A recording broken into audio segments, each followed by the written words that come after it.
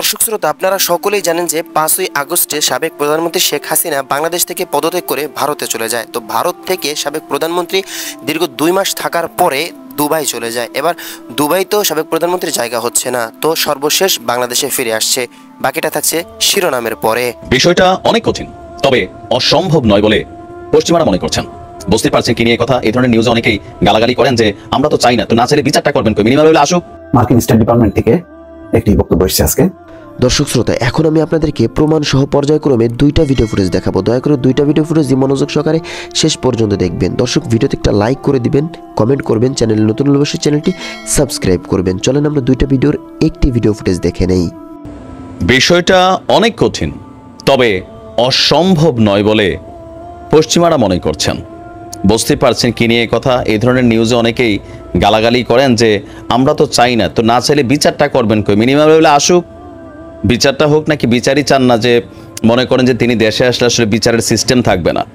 তবে আমরা যতটুকু বুঝি, এই মুহূর্তে তিনি যদি আসেন বা তিনার যারা শক্ত অনুসারী টার্গেটেড কিছু ক্যারেক্টার তারা যদি প্রকাশ্যে আসেন, তাহলে তাদেরকে অবশ্যই গ্রেপ্তার করা হবে।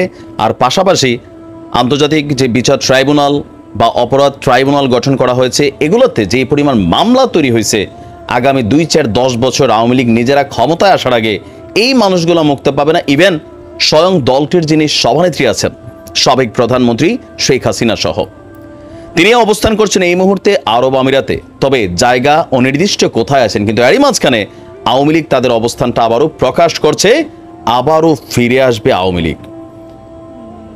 অনেকে ভাবছেন যে এটা কি সম্ভব? আসো, রেডি আছি, চটকরা ঢুকতে গেলে আবারও চটকরা এখানে স্বীকার করবে, এরকম মন্তব্যের ফাঁকে আওয়ামী লীগ আস্তে আস্তে তাদের অবস্থানগুলো সোশ্যাল মিডিয়া প্ল্যাটফর্মে নেতাকর্মীদেরকে উজ্জীবিত করার জন্য আপাতত এই ধরনের ডায়লগগুলো দিচ্ছেন।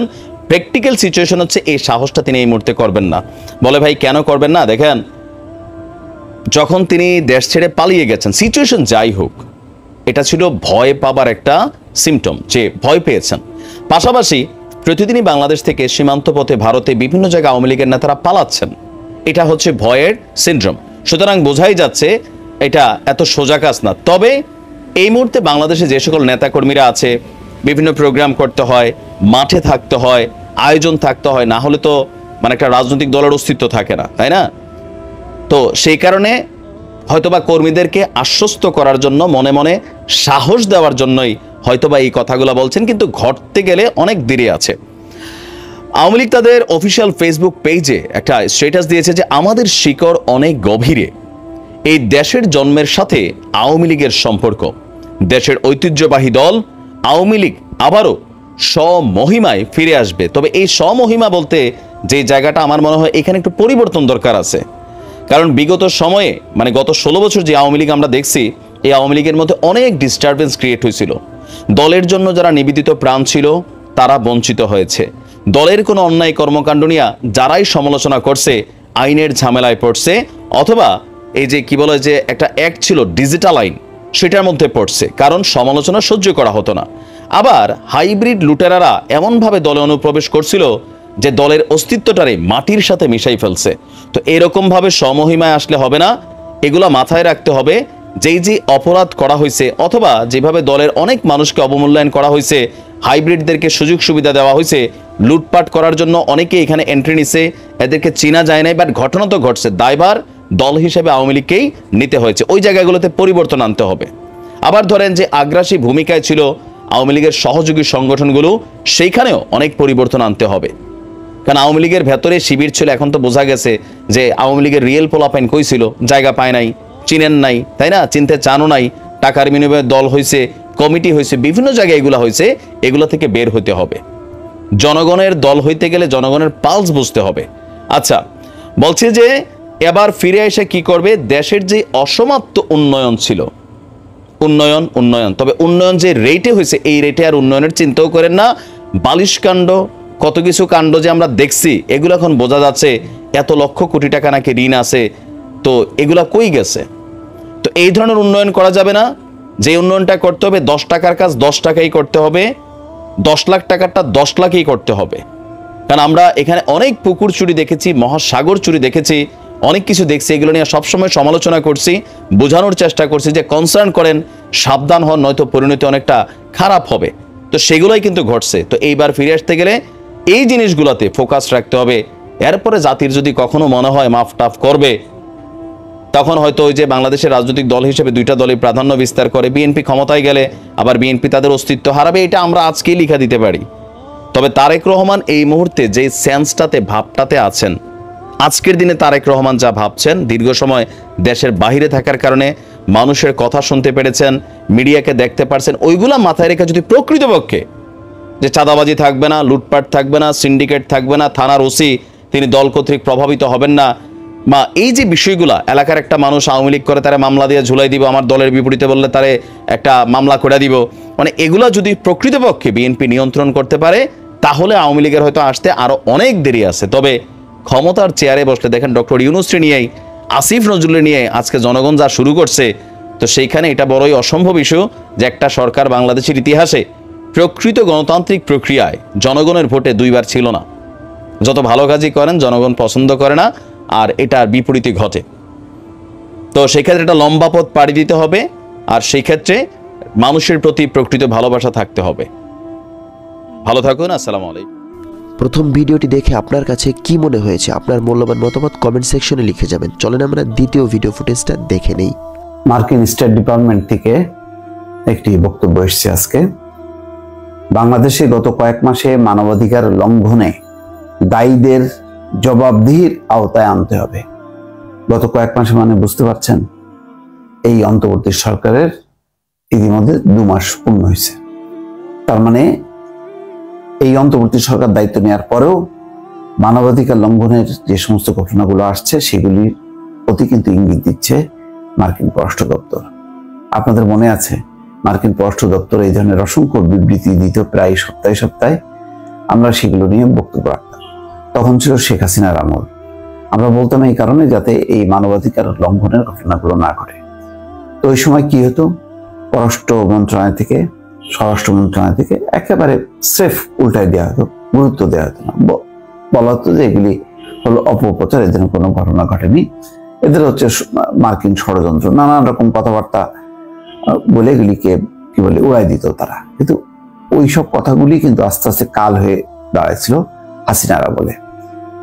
এখানে বাংলাদেশে গত 2 মাসে অনেক ঘটনা ঘটেছে, যে ঘটনার কিছু অংশ গণমাধ্যমে এসছে এবং আমরা সেগুলো তুলে ধরার চেষ্টা করছি এবং বলছি যে এগুলি হওয়া উচিত না, এগুলি করা উচিত না, এগুলো আইনের আওতায় সবকিছু সমাধান করা উচিত।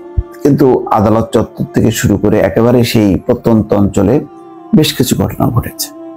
আগুনে একেবারে ঘর বাড়িতে আগুন দেয়া, ব্যবসা প্রতিষ্ঠান দখল করা, লুটপাট করা, তারপরে যাকে সামনে পাওয়া গেছে তার উপরে নির্যাতন করা, অনেকগুলো। রাজশাহীতে মাসুদকে পিটায় হত্যা, তারপরে ঢাকা বিশ্ববিদ্যালয় এবং জাহাঙ্গীরনগর বিশ্ববিদ্যালয় কয়েকটি নির্মম ঘটনা, তারপরে চট্টগ্রামে শাহাদাত গান গেতে গেতে যাকে মারা হলো। এই সমস্ত ঘটনাগুলো কিন্তু মানুষের মনে অশান্তি ডেকে এনেছে এবং মানুষ মানে বিপদ গুনতে থাকলো যে তাহলে কি আমরা সেই একই মানে অবস্থার মধ্যেই থাকলাম, উত্তরণ হলো না, তাহলে কি পরিবর্তন হলো? এই সমস্ত প্রশ্নের উত্তর খোঁজা কিন্তু মানুষ শুরু যখন করলো, ঠিক সেই সময় মার্কিন পররাষ্ট্র দপ্তর এমন একটা বিবৃতি দিল। এটা অশনি সংকেত। আমি আগেই বলেছিলাম যে আন্তর্জাতিক প্রতিষ্ঠানগুলো কিন্তু বেশি দিন চুপ থাকবে না। প্রথম তারা ছাড় দেবে, আচ্ছা ঠিক আছে একটা দেশে বিপ্লব হয়েছে, এরপরে কিছু বিশৃঙ্খল চলতেই পারে, কিন্তু এটা যদি ধারাবাহিকভাবে ঘটতে থাকে তখন কিন্তু তারা চুপ থাকবে না। যতই আমরা বন্ধু ভাবি না কেন মার্কিন যুক্তরাষ্ট্র, পশ্চিমা, অ্যামনেস্টি, এদেরকে তারা কিন্তু কাউকে ছাড় দেয় না। আজকে দেখেন, এইগুলো আমি বিশ্বাস করি যে এই খবরগুলো আজকে কিন্তু আওয়ামী শিবির বা আওয়ামী মহল কিন্তু জোরসোরে এখন প্রচার করবে। আগে তারা প্রচার করতো না, আগে এগুলি উড়াই দিত, এখন কিন্তু এদের ভরসা হবে এগুলি যত প্রচার তারা করবে তত বেশি তারা মনে করবে যে সরকার দুর্বল হবে। মার্কিন পররাষ্ট্র দপ্তরের মুখপাত্র ম্যাথিউ মিলার বলেছেন, বাংলাদেশে মানবাধিকার সুরক্ষিত দেখতে চায় যুক্তরাষ্ট্র। আর চূড়ান্তভাবে গত কয়েক মাসে যারা বাংলাদেশি জনগণের মানবাধিকার লঙ্ঘনের জন্য দায়ী তাদের জবাবদিহির আওতায় আনতে হবে। সোমবার মার্কিন পররাষ্ট্র দপ্তরের নিয়মিত ব্রিফিং এক সাংবাদিকের করা প্রশ্নের জবাবে মুখপাত্র এই কথা বলেন। ব্রিফিংয়ে এক প্রশ্নে বলা হয়, বাংলাদেশে এখন দুর্গাপূজার সময় নিরাপত্তা নিয়ে নানা উদ্বেগের মধ্যে দেশটির হিন্দু সম্প্রদায় তাদের সবচেয়ে বড় দুর্গাপূজা উদযাপনের প্রস্তুতি নিচ্ছে। অন্যদিকে হিন্দু সম্প্রদায় যাতে শান্তিপূর্ণভাবে ধর্মীয় অনুষ্ঠান পালন করতে পারে তা নিশ্চিত করার জন্য বাংলাদেশ সরকারের কাছে বার্তা দিয়েছে প্রতিবেশী ভারত।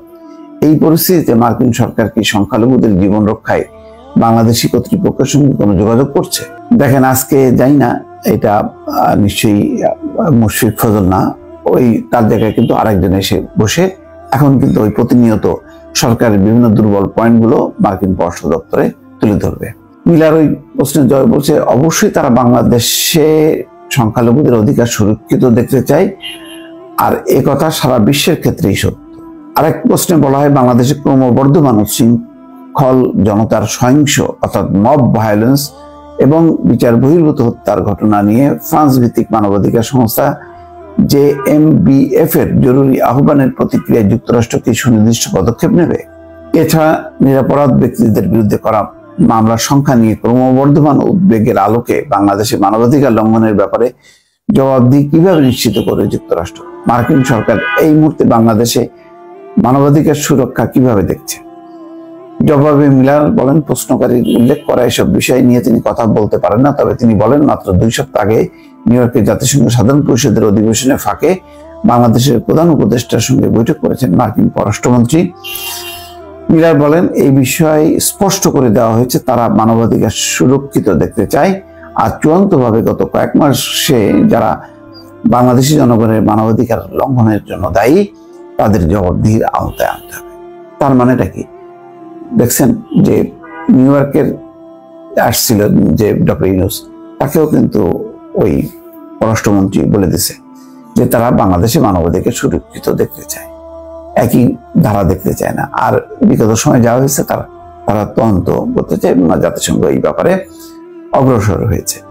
সুতরাং আজকে এটা মেসেজ, একটা আমি বলবো যে একটা সিগন্যাল তারা দিল। কত নম্বর সিগন্যাল আমি জানি না, 1 নম্বর 2 নম্বর নাকি 3 নম্বর, এটা আপনারা বিবেচনা করবেন। কিন্তু যেভাবে প্রতিদিনের ঘটনা ঘটছে, গণমাধ্যমে আসছে, সেগুলি কোনোভাবেই প্রত্যাশিত না। এইগুলি একটা বিপদ তৈরির ক্ষেত্র তৈরি করছে, এইটুকু বলা যায়। দর্শক ভালো থাকবেন, আল্লাহ হাফেজ।